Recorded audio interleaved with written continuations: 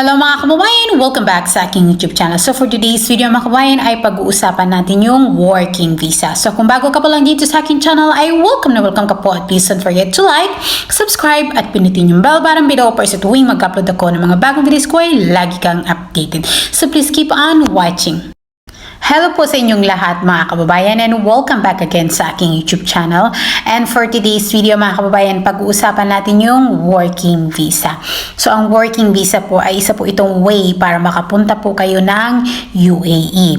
At ang ibig sabihin po ng working visa ay isa po itong permit na kung saan i-allow po kayo na makapasok at makapagtrabaho sa bansang UAE.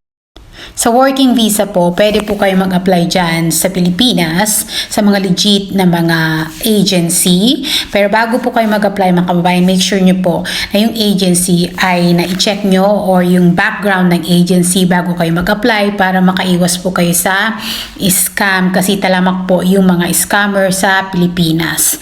At sa mga kababayan ko naman na nakahanap ng employer sa loob ng UAE, make sure nyo po na employer talaga yung kausap nyo, hindi po mga agent lang. Kasi kapag agent po mga kabayan, ay may tendency na pagkakakitaan kayo ng pera. Kasi dito sa UAE, talamak po ang mga agent.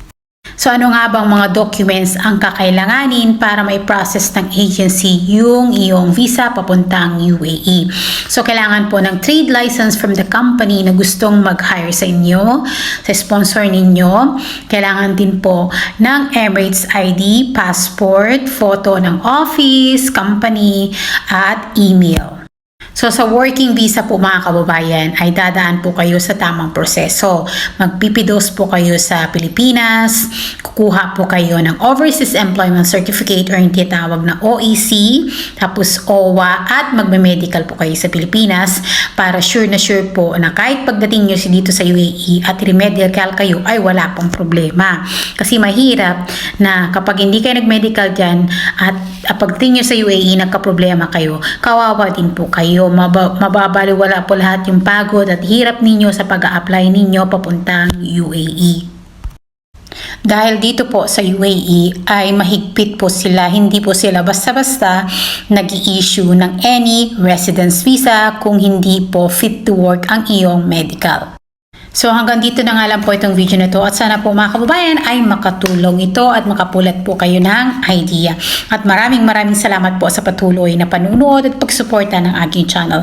Stay safe and God bless us all. Bye!